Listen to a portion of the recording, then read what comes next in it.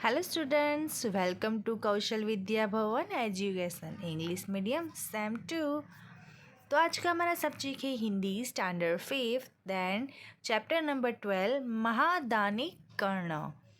तो यहाँ पे पहला दृश्य ओके, तो यहाँ पे फर्स्ट जो दृश्य है उसमें दो कैरेक्टर है, इंद्र एंड वरुण। तो इंद्र वो खुद से अपने से बात करते हुए, स्वयं से मतलब खुद से बात करते हुए, यह अच्छा अवसर है कर्ण को नीचा दिखाने का। सभी कर्ण की प्रशंसा करते रहते हैं।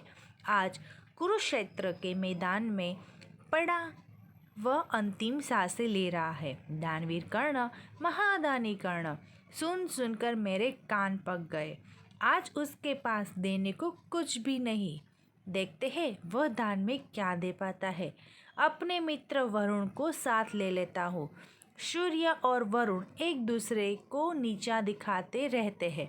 सूर्य पुत्र कर्ण के विरुद्ध कार्य करने में उसे कोई आपत्ति न होगी। मतलब इंद्र जो है वो खुद से आप बात करते हैं, क्योंकि उसे प्रॉब्लम किससे था? कर्ण से। क्यों? क्योंकि जो कर्ण है वो दानवीर कर्ण है कि उसके पास अगर कोई भी आता है मांगने के लिए तो उसको कभी भी वो खाली हाथ नहीं जाने देता है। तो सब लोग कर्ण की जय जयकार करते हैं और सब लोग उसे महादानी कर्ण एंड दानवीर कर्ण बुलाते हैं। तो ये बात इंद्र और वरुण को बिल्कुल भी पसंद नहीं थी, क्योंकि वो उसके दुश्मन थे। तो इंद्र ने बोला कि ये सुन सुन के तो मेरे कान पक गए हैं, और आज कर्ण कुरुक्षेत्र के मैदान में अंतिम सांसें ले रहा है, क्योंकि युद्ध चल रहा था और उस टाइम पे उसे बहुत ही ईजा पहुंची थी। मतलब वो वहाँ पे मैदान में से पड़ा है। तो ये अच्छा अवसर है। इंद्र ने बोला कि ये अच्छा अवसर है, अगर हम अभी उसके पास जाएंगे और उससे कुछ मांगेंगे और वो दे नहीं पाएगा तो ये जो सब लोग उसकी जय जयकार बुलाते हैं, दानवीर कर्ण, महादानी कर्ण, तो ये गलत पड़ेगा। क्योंकि अगर वो अंतिम सांसें ले रहा है और उसके टाइम पे हम जाएंगे और हम कुछ मांगेंगे तो वो हमें दे नहीं पाएगा। तो वो अपने साथ किसको बुलाता है? वरुण को। क्योंकि वरुण, सूर्य और वरुण एक दूसरे को नीचा पहुंचाते हैं। ओके, कर्ण किसका पुत्र है? तो सूर्य पुत्र का। इंद्र ने, जाओ शीघ्र ही वरुण देव को बुला लाओ, कहना मैं उपवन में उनकी प्रतीक्षा कर रहा हूँ। इंद्र ने फिर अपने सेवक को ऑर्डर दिया, अपने सेवक को बुलाया, फिर उसे बोला कि वरुण देव को आप तुरंत ही बुलाओ और उससे कहना कि उपवन में उसकी प्रतीक्षा कर रहा हूँ, मतलब गार्डन में मैं उसकी प्रतीक्षा कर रहा हूँ। फिर इंद्र इधर उधर घूमते हुए वरुण आया। वरुण आते ही बोले, कहिए देवराज, आज अचानक मुझे क्यों बुलाया, और वह भी इतनी जल्दी? तो वरुण आ गए और उसने पूछा कि आपने इतनी जल्दी मुझे क्यों बुलाया और आज अचानक से मेरी याद कैसे आई? तो इंद्र ने बोला, वरुण, कर्ण की दान प्रियता से तो तुम परिचित ही हो। तो इंद्र ने बोला कि वरुण, तुम्हें तो पता ही है कि वो कितना दानवीर है, और तुम्हें तो इस बात से पता ही होता है ना, देवता भी उसकी वीरता और उदारता की कहानियाँ कहते नहीं थकते, हमें स्वयं उससे इच्छा होती है।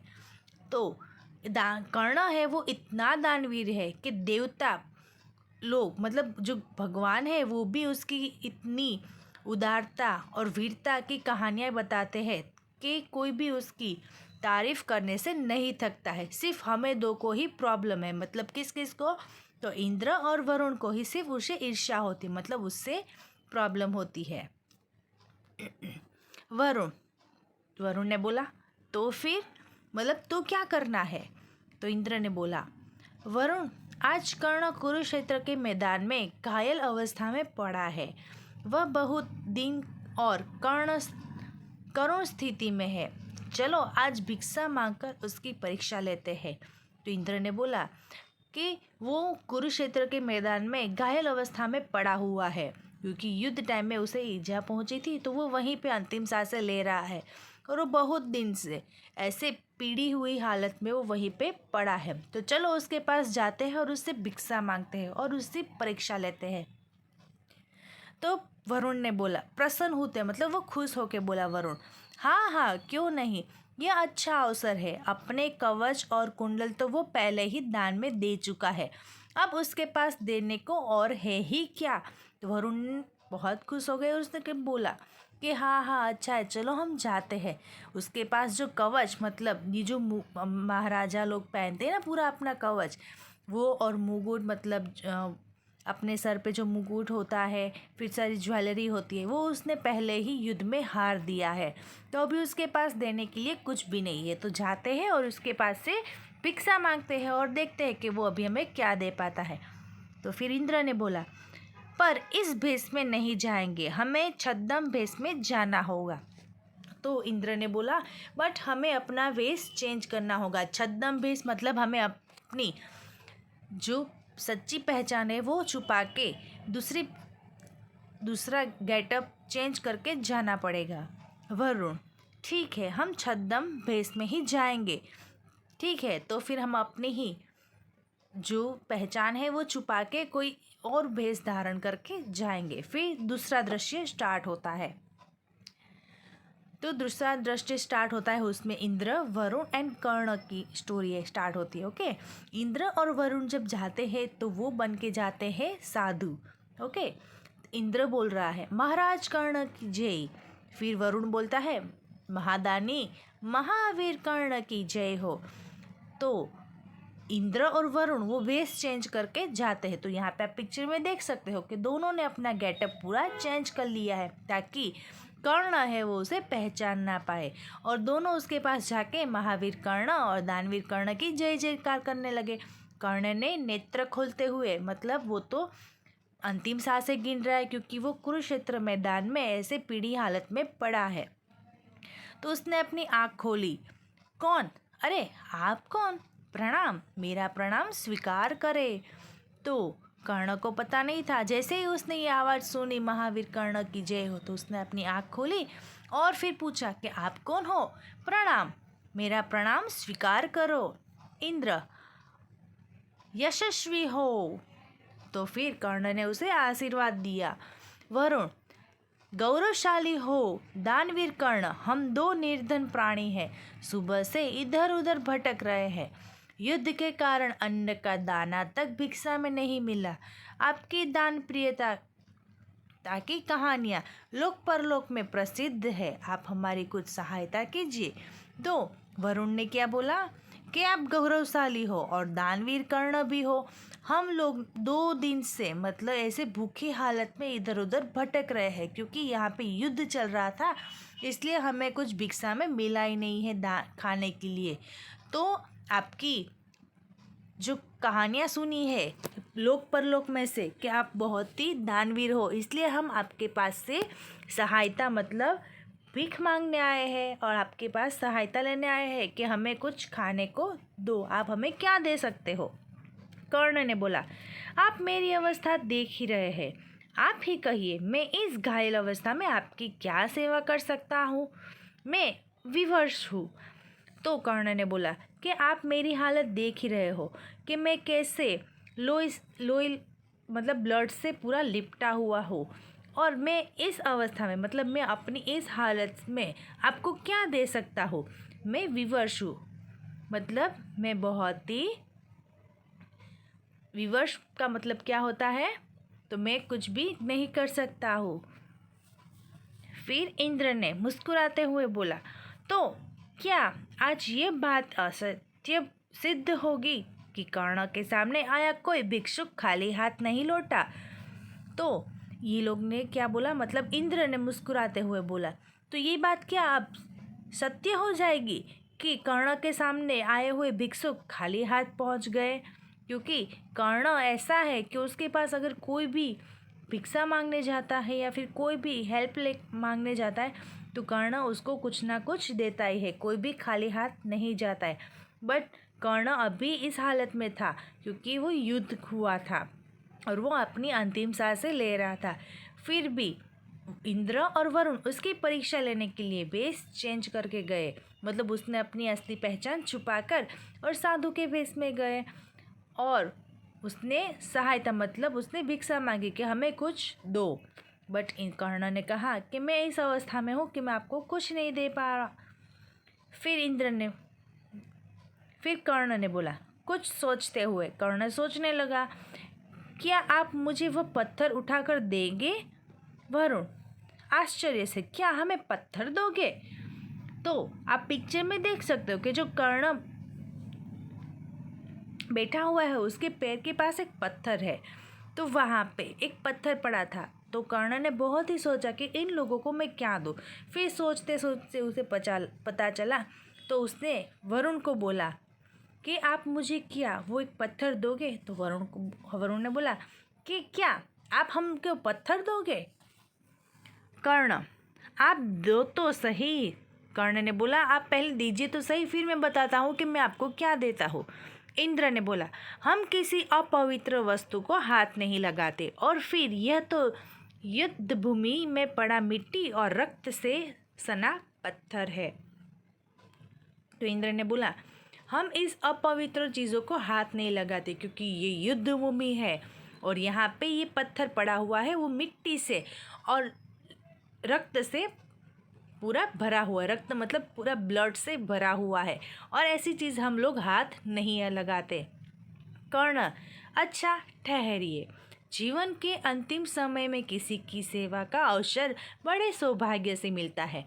तो कर्ण ने बोला, तो रहने दीजिए, बट मैंने जो मांगा वो अगर मेरी अंतिम इच्छा होती, और अंतिम इच्छा कोई भी पूरी करता है तो वो तो बहुत ही सौभाग्य की बात है।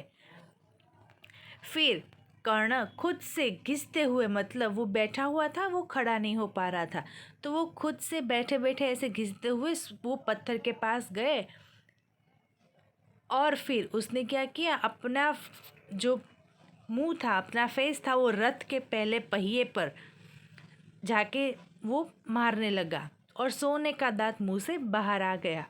मतलब उसके पास एक सोने का दांत था, इसलिए रथ पे वो अपना सर पटकने लगा और मुंह में से एक सोने का दांत बाहर आ गया। कर्ण लीजिए देव, यह दांत सोने का है, मेरी तुच्छ भेंट स्वीकार करे।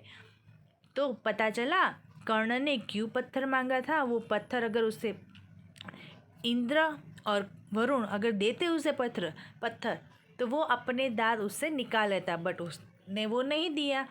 तो कर्ण ने खुद वो घिसते हुए रथ के पास गई, रथ के पहिए के पास, और उसने अपना सर पहिए पर पटकना स्टार्ट किया, और फिर वहाँ मुंह में से दांत निकला सोने का, और वो उसे भेंट दिया।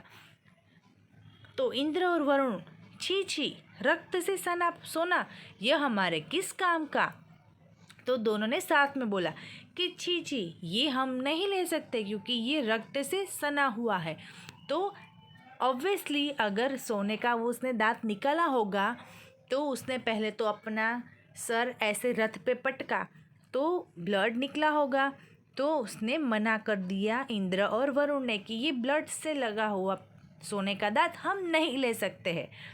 कर्ण धनुष उठा, बाण चलाते पानी की धारा निकलती है, उस पानी से कर्ण दांत धोते हैं। फिर उसने वो दांत पानी से साफ करके दिया। कर्ण दांत देते हुए, लीजिए महाराज, अब तो स्वीकार कीजिए। तो जैसे जैसे इंद्र और वरुण अपनी इच्छा प्रकट कर रहे थे, वैसे कर्ण अब उसकी इच्छाएं पूरी कर रहे थे, क्योंकि उसके पास कुछ भी नहीं था। फिर उसको याद आया कि मेरे पास एक सोने का दांत है, उसने सोने का दांत दिया, बट उन लोगों को वो नहीं लेना था क्योंकि वो ब्लड से था, ब्लड पूरा लगा हुआ था। फिर भी वो बोल रहे थे कि वो ब्लड लगा हुआ है, फिर भी कर्ण ने उसे पानी से साफ करके दिया। तो फिर आगे देखते हैं वो लोग और क्या बहाने बनाते हैं। वरुण, ओ अब तो संध्या हो गई, अब यह हमारे किस काम का? सूर्य ढलने के बाद हम भिक्षा नहीं लेते। तो वरुण ने बोला, ओ अब तो संध्या हो गई, मतलब सूरज ढल गया है, तो सूरज ढलने के बाद हम लोग भिक्षा नहीं लेते हैं। तो यहाँ पे उन लोगों ने बहाना बना लिया क्योंकि कर्ण उसने वो दांत को साफ करके दिया, बट अभी वो दांत ले लेते तो कर्ण जीत जाता क्योंकि वो दानवीर कर्ण कहलाता है। तो इन लोगों की परीक्षा जो ले रहा था तो वो कर्ण उस परीक्षा में पास हो जाता। फिर उन लोगों को कोई आइडिया नहीं सूझा, इसलिए वो फिर से बोलने लगे कि अब तो संध्या हो गई, इसलिए हम भिक्षा नहीं लेते। फिर कर्ण ने आकाश की ओर मुंह उठाकर हाथ छोड़कर प्रार्थना करते हुए सूर्यदेव, तो सूर्यदेव कौन है? यस, तो सूर्यपुत्र कर्ण मतलब कर्ण के पिता सूर्यदेव, आप मेरे पिता हैं, मेरा अंतिम समय निकट है, कृपा कर मेरे वचन की रक्षा कीजिए। तो उसने ऊपर अपना मुंह उठाकर और हाथ फैलाकर उसने अपने पिताजी को बोला कि आप मेरे पिता हैं, आप मेरे अंतिम समय निकट है, इसलिए मेरे जो वचन है वो मुझे पूरा करना है। तो सूर्य बादलों की ओर से निकला, तो जैसे चला गया था, तो फिर से उसके पिता ने उसकी जो वचन निभाने के लिए बादलों में से फिर से सूरज निकला। इंद्र ने बोला, धन्य हो कर्ण, मैं इंद्र हूँ और ये है वरुण देव। हम तुम्हारी परीक्षा ले रहे थे, तुम सचमुच दानवीर हो। तुम्हारे जैसा दानवीर न अब तक पृथ्वी पर हुआ है न होगा। जब तक ये सृष्टि रहेगी लोग तुम्हें दानवीर कर्ण के रूप में स्मरण रखेंगे, देवता भी तुम्हारी स्तुति करेंगे। ये हमारा आशीर्वाद है। कर्ण प्रसन्न भाव से हाथ जोड़ते हुए, तो कर्ण है वो अपनी परीक्षा में पास हो गया, क्योंकि इंद्र और वरुण उसकी परीक्षा ले रहे थे। और जैसे जैसे वो इंद्र और वरुण बहाने बनाते रहते थे कि हमें ये नहीं चाहिए, हम पत्थर नहीं देंगे, ये दांत रक्त से सना हुआ है, संध्या ढल गई है, हम ये नहीं लेंगे। बट कर्ण इस हालत में भी अपनी सारी बनती कोशिश वो करके वो भिक्षा देने को तैयार था, मतलब उन लोगों की हेल्प करने के लिए तैयार था। ओके, तो यहाँ पे हमारी स्टोरी है वो कंप्लीट हो गई है। तो अब है अभ्यास, मतलब शब्दार्थ, मुहावरा एंड श्रुत लेखन। ये आपको अपनी नोटबुक में अच्छे राइटिंग से लिखना है। फिर है अभ्यास में क्वेश्चन आंसर, देन भाषा से। तो ये सारी एक्सरसाइज आपको अपनी नोटबुक में अच्छी राइटिंग में लिखना है और लर्न करना है। Thank you.